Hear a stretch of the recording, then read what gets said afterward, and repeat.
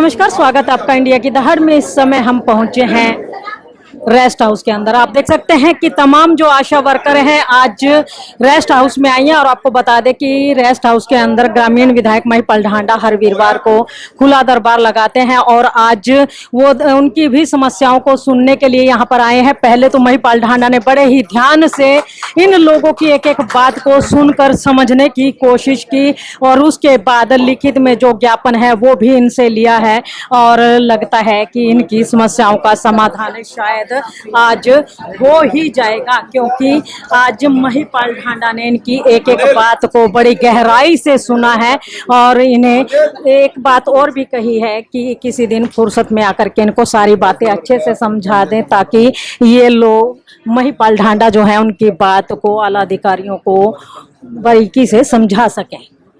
Free time रखा बीच में फिर कोई काम का उठा जिसको ज्ञापन में लगा दे संडे को लगा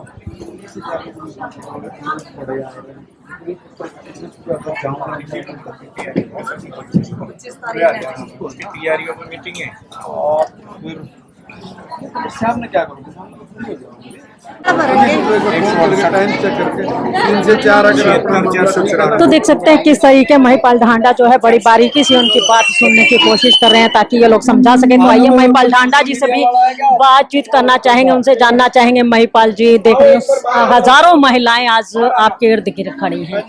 इनकी समस्या है जो काफी लंबे समय से चल रही है, लेकिन कहीं ना कहीं इनकी अनदेखी की जा रही है। ऐसा क्यों? ऐसा क्यों की बात नहीं है बहन जी। बात यह है कि भाई आशा वर्कर्स वाकई में मैं कहूँगा कि जिस हिसाब से बेचारे काम करती हैं और जिस हिसाब का इनका मानदेय है, मेरी अपनी पर्सनल ओपिनियन है तो बहुत कम है। इस पे सरकार को वाकई में बहुत गंभीरता से विचार करना चाहिए और मैं इस मामले को पक्का उठाऊंगा और उठाऊंगा इसलिए कि भाई जरूरत है, नीड है। फिर जैसे मुझे अभी पहले मुझे भी जानकारी नहीं थी, अभी मुझे बताया जैसे बहनों ने भी कि भाई जितने भी बाकी बेनिफिट्स सरकार देती है, टीकाकरण का है या दूसरे कोई काम इनके जिम्मे लगते हैं, तो वो ये ऑन रिकॉर्ड भी करती हैं। ऑन रिकॉर्ड करने के बाद फिर इनको ऑनलाइन भी करना पड़ता है। अब इसमें से कई चीजें ऐसी हैं कि भाई कुछ बहनें तो ऐसी हैं जिनका वाकई में अनुभव नहीं है कंप्यूटर चलाने का या एज का कह लीजिए या दूसरे फैक्टर काम आते हैं। कई बार आशा वर्कर्स को इतनी पढ़ी लिखी भी नहीं होती हैं। आजकल की जो बच्ची आ रही हैं तो उनको तो समझ में आ जाता है कि भाई वो थोड़ी एक्सपर्ट है, थोड़ी पढ़ी लिखी भी हैं और वो ऑनलाइन काम भी कर सकती है। बट बहुत सारी 80% महिलाएं तो ऐसी है कि भाई जो वाकई में इस तरह का काम नहीं कर सकती। तो इनकी ये जो मांग है बहुत जेन्युइन मुझे लग रही है, इस पर मैं जरूर बात करूंगा। और तीसरा इन्होंने एक जो बहुत बड़ी बात बोली कि जैसे शहर में चलो मान लीजिए कि घनत्व ज्यादा है, आबादी का 5000 की आबादी के ऊपर भी जाके एक आ जाती है, तो उनका जो मानदेय बढ़ता है ये बाकी सब चीजें जोड़ के टीकाकरण अभियान या जो दूसरा अभियान है तो उनका बन जाता है वो 19,000 के आसपास में, है ना। और जो रूरल एरिया में जो बहनें काम करती हैं उनका बनता है वो 6-7 हजार तक ही। तो 8-10 हजार बन जाए, 4,000 पे 6,000 के 7-8 भी बन जाता है, कभी 7 से ऊपर नहीं जा रहे जैसे इनका कहना है। तो इनका भी एक सम्मानजनक मानदेय बन जाए, इनकी एक डिमांड है। मैं इस डिमांड को पक्का सरकार के सामने रखूंगा और मेरा सबको पता है कि मैं जो कहता हूँ मैं उस काम को करने के लिए पीछे लग जाता हूँ। कुछ चीजें मुकद्दर की होती हैं, कुछ चीजें फैसले सरकारों में पता नहीं किसी लेवल पे जाके लेने होते हैं, बट मेरा जो काम है उसको मैं 100% ईमानदारी से करता हूँ और ईमानदारी से ये भी करता हूँ। महिपाल जी, ये तो रही आशा वर्करों की बात। एक बात उठ करके ये भी सामने आई बीपीएल कार्ड को लेकर के। बीपीएल कार्ड आशा वर्करों का ही नहीं, मतलब जो आम जो जन है, जो लोग किराए के मकान में रहते हैं, 5-6 हजार रुपए महीने की नौकरी करते हैं, उनका बीपीएल कार्ड काट दिया गया है। अभी भी मेरे पे बहुत सारे लोग ऐसे आए हुए थे जिनका बीपीएल कार्ड कटा है, तो मुझे भी नहीं पता था पहले। ये EF PF वगैरह जिसका कटता है वो ऑटोमेटिक उसको उठा लेता है कंप्यूटर में और उठा के कट जाता है। आज जैसे मेरी से यहाँ पे बात हुई, इसलिए मैंने इनको भी कहा, बहनों को भी, कि भाई अगर EF PF अगर आप जो लेने की बात कर रहे हो तो उसमें तो आपका राशन कार्ड उठ जाएगा और उसमें बहुत सारी जो फैसिलिटीज हैं वो फैसिलिटीजों से आप वंचित रहोगी। तो उन्होंने मुझे समझाया कि नहीं वैसा वैसा नहीं, ऐसा करके होगा तो ज्यादा बेटर है। तो बाकी जिनका कटा, मेरे पास आज भी अभी 4 से 5 लोग ऐसे ही आए हैं जिनका वाकई में EF PF की वजह से कटा हुआ है। इस पे भी हमारी सरकार को हमने भी कहा है और सरकार वाकई में इस पे बहुत गंभीर है कि जिन लोगों के जिन फैमिलीज के इस प्रकार के कटे हैं, तो उनको हम लोग कैंप्स लगा के बहुत जल्दी उनको भी दुरुस्त करेंगे। मुख्यमंत्री जी का भी कहना और अधिकारी का भी कहना है कि लगभग 1 महीने के अंदर अंदर हम लोग जितनी भी इस प्रकार की कंप्लेंट्स हैं, इन कंप्लेंट्स को दूर करेंगे। तो मुझे लग रहा है कि उस पर बहुत तेजी से काम भी हो रहा है। मैंने भी बहुत लोगों का कराया भी है, बहुत लोगों के हो भी रहे हैं, अभी बहुत लोग पेंडिंग भी पड़े हैं। महिपाल जी, सीएससी सेंटरों पर बात तो हो रही है कि छापे मारे जा रहे हैं, उनको पकड़ा जा रहा है, हाँ, चीटिंग की थी तो लेकिन चीटिंग वाला वो तो पकड़ेंगे। 2-4 लोगों की बात है। अगर ऑलमोस्ट हर एक सीएससी सेंटर पर ये लोग बताते कुछ है, लिखा कुछ जाता है, आता कुछ है, उसकी वजह से फैमिली आईडी में भी गड़बड़ है। और बहन जी, मेरा एक इसमें निवेदन है, देखिए कोई सीएचसी के अंदर वाला कोई सरकारी अधिकारी तो है नहीं, अबे हम लोग कोई वो करे, अबे हम लोगों को सीएससी के जो परमिशन तो सरकार ही देती है। परमिशन देती सरकार जरूर है, मगर काम वहाँ पे जो सीएससी वाला करता है उसको एक रोजगार के नाते एक चीज दी हुई है। अब वहाँ पे अगर कोई गड़बड़ है, जहाँ की गड़बड़ होती है वहाँ की कोई भी कंप्लेंट करता है, तो हम लोग कंप्लेंटर को तो पकड़ेंगे। बिना वजह जाके इतना टाइम थोड़ी नहीं लगेगा कि भाई किसी को भी जाके हम लोग वो करें। जहाँ से कंप्लेंट्स मिलती है उस कंप्लेंट पे सरकार पक्का काम करती है और किया भी है। काफी लोगों को इसके लपेटे में आए भी हैं, मगर ये तो देखो सेवा करने वाली बात है कि भाई आप लोग वहाँ बैठे हो, आपको जितना एक महीने का बनना चाहिए सीएससी वाले का लगभग उतना एक अच्छा बन जाता है, मगर उसके बाद तो उनको भी ईमानदारी से काम करना चाहिए। अब समाज के अपने ही समाज के लोग हैं, अपने ही बच्चे हैं सारे के सारे पूरे हरियाणा भर में, अब उनको भी तो थोड़ा सा ध्यान रखना चाहिए ना कि भाई आप लोगों को सरकार ने काम दिया है, ईमानदारी से आपका जितना बनता है। अब ये 4,000 रुपये महीने लेके ये बहनें दिन रात काम करती है, तुम्हारा तो इससे भी ज्यादा अच्छा बनता है भाई। तो ये इनका तो चलो ये समझ में आए कि एक मांग है, जायज है, डिमांड है, इतना सारा काम करती हैं, उसके बावजूद भी इतना मानदेय है। और उन लोगों का तो इनसे तो 2-3 गुना ज्यादा बनता है। तब तुम तो लोग रुक जाओ, तुम तो लोग ये चीटिंग मत करो, तुम तो कम से कम बेचारे समाज में जो ऐसा दुखी है, पीड़ित है, शोषित कह लीजिए या गरीब आदमी कह लीजिए, वो पेट काट के कहाँ से देगा तुम लोगों को। इसलिए तुम तो ईमानदारी से करो, जो सरकार का नॉर्म्स है उस नॉर्म्स के अकॉर्डिंग तो करो। कुछ लोग पकड़े गए, पकड़े जाने के बाद मेरे पास आ गए, बोले सर ये बड़ी गलती होगी जी, ये छोटी सी गलती, तेरी तो छोटी सी गलती होगी, मगर सामने वाले को पूछो ना उसने कहाँ से पेट काट के अपना पैसा दिया होगा। इसलिए ऐसे लोगों को तो बख्शेंगे भी नहीं। और मैं तो ठोक बजा के कहा कि जो भी कोई ऐसे लोग हैं उनको पकड़िए, पकड़ के उनको ठोकिए, ताकि भाई गरीब आदमी को थोड़े नहीं मारने के लिए है।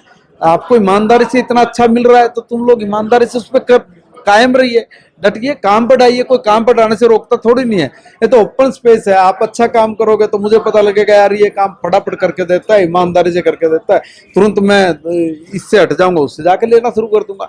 ये तो इतना बढ़िया ऑप्शन है, मगर इसमें भी कुछ ना कुछ जो इस तरह की गड़बड़े आई हैं जो पकड़ा जाता है, देखिए उस पर तो कार्रवाई होती है। अब जो जिसकी कंप्लेंट नहीं मिलती तो उसका हमें भी नहीं पता होता कि भाई ये लोग काम क्या कर रहे क्या नहीं कर रहे। एक महिपाल जी, महिला आरक्षण बिल आया है, उसको लेकर के क्या कहेंगे, कितना बेनिफिट हो पाएगा महिलाओं को? आज तो देख लिया बेनिफिट जो महिलाओं का था, एक हजारों की संख्या में महिलाएं आपके पास फरियाद लेके आई थी। देखिए बहन जी, हमारा तो ये पहले से ही रहा है, हमने बहुत पहले से अटल जी से ने कहा था कि देखो जब तक समाज के हर वर्ग में महिलाओं की भागीदारी नहीं होगी तो निश्चित तौर पे समाज हमारा बहुत आगे नहीं जा सकता। इसलिए हमने तो ये बिल आने से पहले ही अपना हरियाणा में बिल लिया है। ये 33% पे खड़े हैं, हमने तो 50% कर दिया। 50% चाहे कोई सरपंची का चुनाव लड़े, जिला परिषद का चुनाव लड़े, ब्लॉक समिति का चुनाव लड़े, बाकी कोई भी चुनाव लड़े, हमने तो जो लोकल बॉडीज या पंचायत के लेवल पे हमने तो ये आरक्षण 50% तक किया है। और 50% तक इसलिए किया कि भाई टोटल आबादी का 50% महिलाएं हैं। आज महिलाएं वाकई में वो सब कुछ करने में सक्षम है जो जेंट्स भी नहीं कर पाते, उससे भी आगे बढ़ के महिलाएं कर रही हैं। इसलिए जो महिलाओं के अधिकार से जो वंचित थी, चाहे वो राजनीतिक क्षेत्र में थी चाहे दूसरे क्षेत्रों में थी, और जब तक राजनीतिक क्षेत्र में महिलाओं को उनका पूर्ण अधिकार नहीं मिलेगा तो आप फिर कल्पना नहीं कर सकते। अब अगर हम लोग कहें कि गिनती के 8-9 महिलाएं हरियाणा की विधानसभा में, अब कोई महिलाओं से संबंधित अगर कोई भी समस्या है, बच्चों से लेके कोई भी समस्या है, कोई विवाह शादी से लेके कोई भी समस्याएं हैं, उसके बारे में जितना बारीकी से अध्ययन महिला कर सकती है, या जो वो हर 24 घंटे उस चीज को लेके समाज में रहती है, उसका नॉलेज अनुभव ज़्यादा, वो उसमें और ज़्यादा अच्छा कर सकती है। इसलिए हमारी सरकार ने निर्णय लिया कि भाई 33% जो महिलाओं का आरक्षण है, ये आरक्षण इनको मिलना चाहिए। और हम लोग को बिल लेके आए हैं, वो लोकसभा में भी पास हो गया है। परमात्मा करे कि जो 2026 में इसको शायद लागू करने की बात है, मगर कुछ लोग इतने जल्दी उतावले हो रहे हैं, वो कह रहे हैं कि 2024 में क्यों नहीं कर रहे। मैं उनसे पूछना चाहता हूं कि तुम सरे तो ये ले रहे हो कि 1971 में फलाने ने ये किया था, 1972 में ये किया था, फिर इसको राजीव गांधी जी लेके आ गए, फिर इसको मनमोहन सिंह जी लेके आ गए। अरे लेके तो आगे जकोइए, मगर हमने कराया क्या, किया भी है क्या, कोई टाइम बाउंड किया क्या? 27 साल में भी तुम लोग जागे नहीं, और आज ये कह रहे हैं कि बोला ये लोग कल ही सब कुछ हो जाए। अरे इसकी एक प्रक्रिया है, उस प्रक्रिया को पूरा करना पड़ेगा। पूरा करके हम लोग इसको, और सबको पता है कि हम जो कहते हैं वो हम लोग करते हैं। मोदी जी ने अगर इसको बिल को लेके आए हैं तो इसको डेफिनेटली जो टाइम है, जो समय सीमा, उस समय सीमा पे इसको लागू कर देंगे। तो बहुत खुशी की बात है। छोटा सा सवाल और लास्ट सवाल है, महिलाओं को चुनाव भी लड़वा दिया जाता है, पार्षद, विधायक, सांसद सभी बन जाती है, वो केवल और केवल मीटिंगों में दिखाई देती हैं। अगर धरातल पर काम करवाने की बात हो तो महिलाओं को सिर्फ चूल्हे चौके में झोंक दी जाता है, उनके पति या उनके बेटे, भाई, भतीजे काम करते हैं आकर के। ये कब तक कमियां दूर होंगी? देखो, ये कमियां कौन दूर करेगा? ये तो सरकार का काम नहीं। सरकार तो कह रही है ना कि भाई पति नहीं आएगा मीटिंग में, नहीं, खाली मीटिंग से काम तो नहीं चलेगा। फिर उसके ऊपर क्या एक्शन ले? उसके ऊपर ये एक्शन लेके तेरे पति को पकड़ कर अंदर जेल में डाल देंगे। ये तो कुछ तो काम तो महिला का भी है, जो उसने अपना राइट जब ये ले रही है, मांग रही है, तो अपना राइट दूसरे के हाथ में क्यों दे रही है? सरकार का काम था कानून बनाना, कानून बना के उसको लागू कराना। उसको लागू कराने के लिए जो भी कोई सरकारी कागजात है, दस्तक करने से लेके और सरकार के पास काम तक सारे महिलाएं आती हैं। अब आप लोग कह रहे हो कि जी वो घर में जो उनके पति जो आप पार्षद हैं, उनको पार्षदों को यही नहीं पता, जो महिला पार्षद हैं, कि मेरे वार्ड में मेरे घर की गली किस ठेकेदार ने बनाई, कब बनाई, कितना बजट था। आज भी जाकर के पूछिए आप उनसे। इन चीजों का उत्तर मेरे से नहीं लेना, इन चीजों का उत्तर तो उनसे लीजिए। आप विधायक है, कुछ तो कंट्रोल कर सकते हैं। क्या कंट्रोल करना बताइए इस पे? उनका जो पार्षद हैं उनको कह सकते हैं कि अपने काम खुद देखिए, उनसे सारी डिटेल लीजिए।